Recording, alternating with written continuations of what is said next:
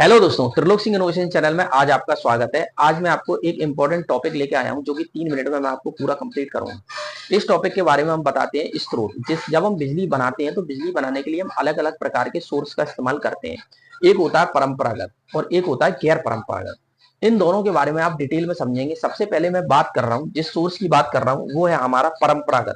परंपरागत मतलब होता है कन्वेंशनल सोर्सेस, कन्वेंशनल रिसोर्सेज जिनसे हम बिजली जनरेट करते हैं। वो कौन कौन से होते हैं या इसका परंपरागत का मतलब क्या होता है। दोस्तों, इस प्रकार के स्रोत जो होते हैं इनसे बिजली जो पैदा की जाती है, ये समय के साथ कभी कभी जाके धीरे धीरे ये खत्म होते चले जाएंगे। जैसे कि हम परंपरागत स्रोत जो स्रोत है इसको हम लेते हैं, इसके अंतर्गत आने वाले हैं जैसे कोयला, दूसरा प्राकृतिक गैस और नाभिकीय ऊर्जा। ये तीन ऐसे हैं जो परंपरागत परंपरागत एनर्जी रिसोर्सेज कहलाते हैं। मतलब ये समय के साथ धीरे धीरे खत्म हो जाएगा, इसको दोबारा से नया नहीं कर सकते, इसको रिसाइकिल में यूज नहीं कर सकते। भाई, धरती से एक बार कोयला निकल गया और पूरे तरीके से जल गया, फिर हमारे लिए ये उपयोगी नहीं रहेगा।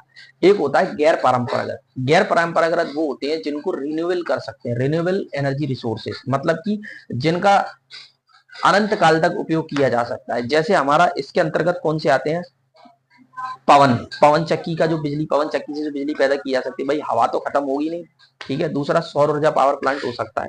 जब तक सूरज चांद रहेगा धरती तेरा नाम रहेगा, ये बात समझ में आई। तो धरती का भरण पोषण करता रहेगा, इतनी बात समझ में आई। बायोगैस ऊर्जा पावर प्लांट, जल ऊर्जा पावर प्लांट, जैसे हाइड्रो पावर प्लांट होता है ना, जैसे पानी से बिजली बनती है। भाई साहब, ये परंपरागत नहीं है, ये गैर परंपरागत है। मतलब आपको दिमाग में ये आता होगा कि हाइड्रो पावर प्लांट कब ऑपरेट करते हैं, ये आपको क्लियर होना चाहिए। दोस्तों, हाइड्रो पावर प्लांट ज्यादातर हम लोग बरसात के दिनों में ही ऑपरेट करते हैं। आपके मन में ये बात ही होगी बरसात के दिनों में हम डैम में पानी स्टोर कर लेते हैं और जब गर्मी पड़ती है तब हम उसका उपयोग करते हैं। ऐसा नहीं है दोस्तों, ये हमेशा हमेशा बरसात के दिनों में ही ऑपरेट किए जाते हैं। क्या आप परंपरागत और गैर परंपरागत ऊर्जा स्रोतों के बारे में आप जान चुके? ऐसे स्रोत जिनका हम एक बार ही यूज कर पाए, अपने जीवन में दोबारा नहीं कर पाए, वो परंपरागत कहलाते हैं।